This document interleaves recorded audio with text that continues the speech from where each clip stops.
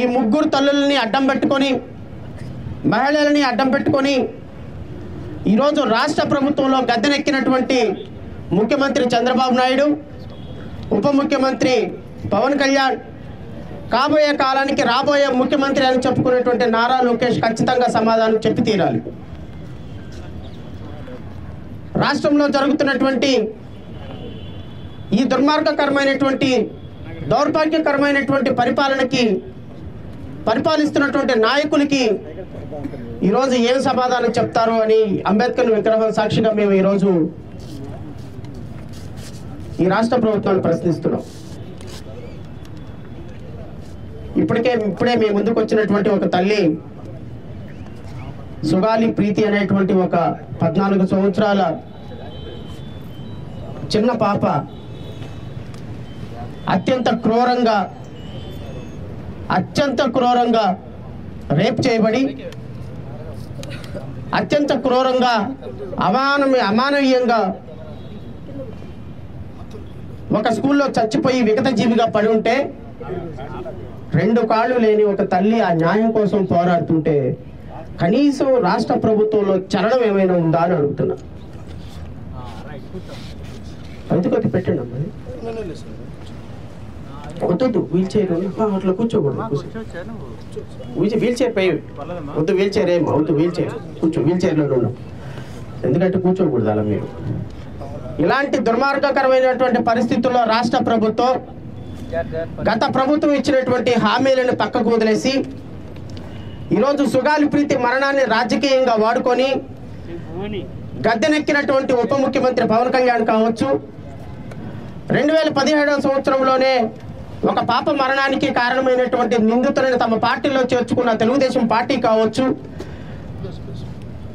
గద్దెనెక్కిన మొట్టమొదటి రోజునే నీ కేసును పరిష్కారం చేస్తారన్న ఉప ముఖ్యమంత్రి పవన్ కళ్యాణ్ కావచ్చు, ఈరోజు ఏం సమాధానం చెప్తారు అని నేను ఈ అంబేద్కర్ను సాక్షిగా అడుగుతున్నా. ఆ తల్లి న్యాయం అడుగుతుంది, న్యాయం ఇవ్వండి.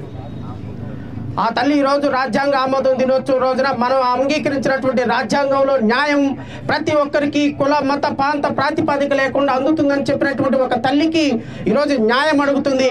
ఆ తల్లికి న్యాయం ఇవ్వమని నేను రాష్ట్ర ప్రభుత్వాన్ని కోరుతున్నా. ఈరోజు ఆవిడ ఇక్కడికి వచ్చి ఆ అంబేద్కర్ను సాక్షిగా నాకు న్యాయం ప్రసాదించమని ఆ అంబేద్కరుడి విగ్రహానికి ఒక రిప్రజెంటేషన్ ఇచ్చి తనకు న్యాయం కావాలి అని చెప్పేటువంటి రోజు కోసం వెయిట్ చేస్తున్నటువంటి తల్లికి ఈ రాష్ట్ర ప్రభుత్వం ఏం సమాధానం చెప్తుందో సమాధానం చెప్పి తీరాలి. పవన్ కళ్యాణ్ ఉప ముఖ్యమంత్రిగా ఆ తల్లిని హత్తుకొని ఆ తల్లికి న్యాయం చేస్తారని మాటిచ్చి ఈరోజు నేను అరెస్ట్ చేయాలా, నేనేమన్నా పోలీస్ ఆఫీసర్నా, ఆధారాలు లేవు నన్నేం చేయమంటారు అని అంటే ఆ తల్లి ఎక్కడికి వెళ్ళాలి? చక్కగా నిందితులు ఫారెన్ వెళ్ళి, దుబాయ్ వెళ్ళి, సింగపూర్ వెళ్ళి ఎంజాయ్ చేస్తుంటే దానికి సంబంధించినంత వరకు మాట్లాడుకున్నటువంటి రాష్ట్ర ప్రభుత్వాన్ని ఏం చేయాలి? నిందితులకి శిక్ష వేయని రాష్ట్ర ప్రభుత్వాన్ని ఏం చేయాలి? ఇదిగో నా పక్కనే ఉంది ఇంకొక ఆమె, తన 19 సంవత్సరాల కొడుకు మొగల నగేష్ అని రాష్ట్ర ప్రభుత్వం, ఇది కూడా రాష్ట్ర ప్రభుత్వ హత్యే.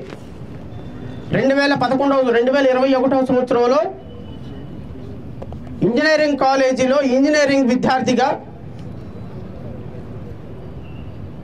కాలేజీ చేరిన అతి కొద్ది రోజుల్లోనే విగత జీవుడై చచ్చిపోయి పడి ఉంటే పోలీసులు 302 302 సెక్షన్ కింద మర్డర్ కేసు రిజిస్టర్ చేసి కాలేజీ యాజమాన్యంలో డ్రగ్స్ అమ్ముతున్న కారణంగా కాలేజీ యాజమాన్యంలో డ్రగ్స్ అమ్ముతున్న సందర్భంలో ఈ అబ్బాయి పట్టుకున్నాడని, ఈ అబ్బాయి చూశాడని అతన్ని చంపేసి తీసుకెళ్లి సూసైడ్గా ఆత్మహత్యగా చిత్రీకరిస్తే ఆ రోజున నా బిడ్డకు న్యాయం చేయండి అని ఈ తల్లి మాట్లాడుతుంటే పవన్ కళ్యాణ్ ఈ బిడ్డ కోసం వెళ్ళి శ్రీకాకుళం జిల్లా పలాస వెళ్ళి ఈ కుటుంబాన్ని ఓదార్చి ఈ కుటుంబం కోసం 3 సంవత్సరాల పాటు మొత్తం జనసేన పార్టీ కార్యాలయం వెళ్ళి ఈ కుటుంబం కోసం, ఒక మత్స్యకారుల కుటుంబం కోసం పోరాడుతుంటే ఇక్కడ ఉన్నటువంటి మహిళ ఒక ట్రైబల్ మహిళ, ఇక్కడ కూర్చున్నటువంటి ఒక మహిళ, ఒక మత్స్యకారు కుటుంబానికి సంబంధించిన మహిళ, వాళ్ళ కొడుకు మరణాన్ని ఇంజనీరింగ్ కాలేజీ యాజమాన్యం మాత్రమే దీనికి బాధ్యులు.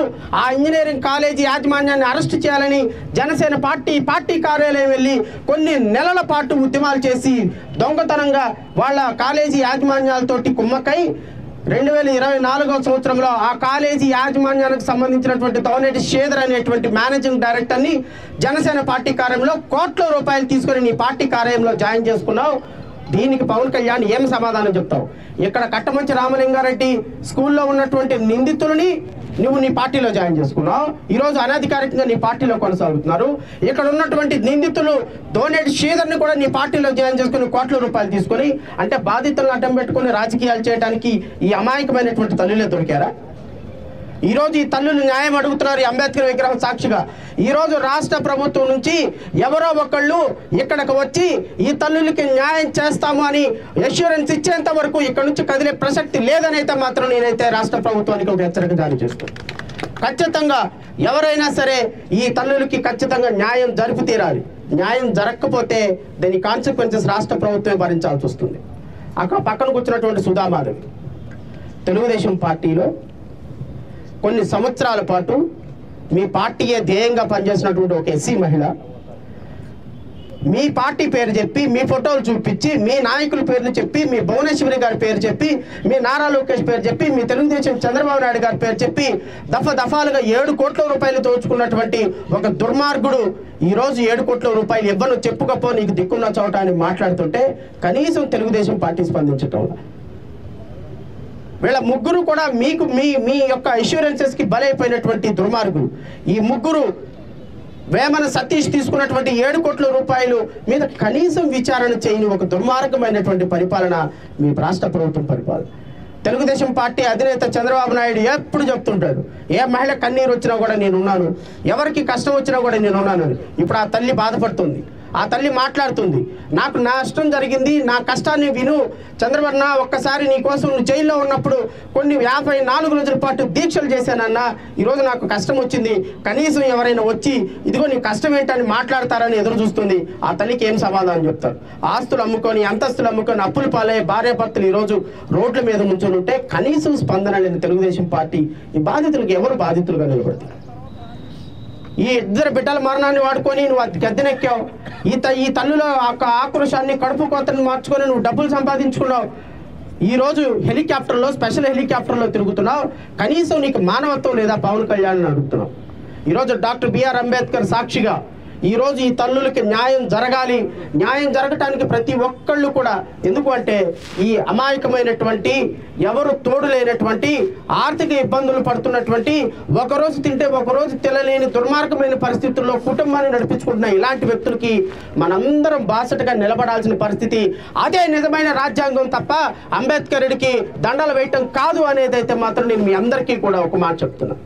దయచేసి మీ అందరూ కూడా ఎంత కష్టమైనా, ఎంత నష్టమైనా ఈ బాధితులకు భరోసాగా నిలబడాల్సినటువంటి బాధ్యత మన రాజకీయ పార్టీలకి, ప్రతిపక్షాలందరికీ ఉంటుందనైతే మాత్రం స్పష్టత చేస్తూ, ఈ సమస్య గురించి అంబేద్కరుడికి విన్నపం చేసుకొని మా బాధలు, మా కష్టాలు తీర్చునాయన అని ఆ అంబేద్కరుడికి విన్నపం చేసుకోవాల్సిందిగా నేను ఈ బాధిత మహిళలను కోరుతూ, మొట్టమొదటిసారిగా సుగాలి ప్రీతి అమ్మగారిని ఒకసారి మాట్లాడి తన బాధని మీడియా సాక్షిగా ప్రపంచానికి చెప్పవలసిందిగా కోరుచున్నాను. సెప్టెంబర్ నెలలో వేశారు మళ్ళీ సిబిఐ ఎంక్వైరీ. ఈ రోజు వరకు సిబిఐ కనీసం ఆ కేసు తీసుకుంటున్నామని చెప్పలేదు, ఇన్వెస్టిగేషన్ మొదలు పెట్టలేదు. ఏమంటారు దీన్ని? ఇంకా ఎన్ని సంవత్సరాలు ఈ పాపకి న్యాయం జరగడానికి మీరు తీసుకుంటారు? దయచేసి ఈ విషయాలన్నింటిని కూడా దృష్టిలో పెట్టుకొని మీడియా సోదరులు కూడా దయచేసి మా బాధని, బిడ్డల బాధని, ఈ తల్లుల బాధని, ఈ 3 తల్లుల బాధని ప్రపంచానికి చూపించవలసిందిగా మనస్ఫూర్తిగా కోరుకుంటూ, అంబేద్కరుడికి మీ యొక్క సమస్యలు, మన సమస్యలు చెప్పుకునేటువంటి అవకాశం ఈరోజు మనకి కలిగింది. దాన్ని ఆ సమస్యలను చెప్పుకుంటూ రాష్ట్ర ప్రభుత్వానికి ఒక మెసేజ్ పంపించవలసిందిగా కోరుచు నేను సుగాలి ప్రీతి వారి మదర్ను మాట్లాడవలసిందిగా కోరుచు.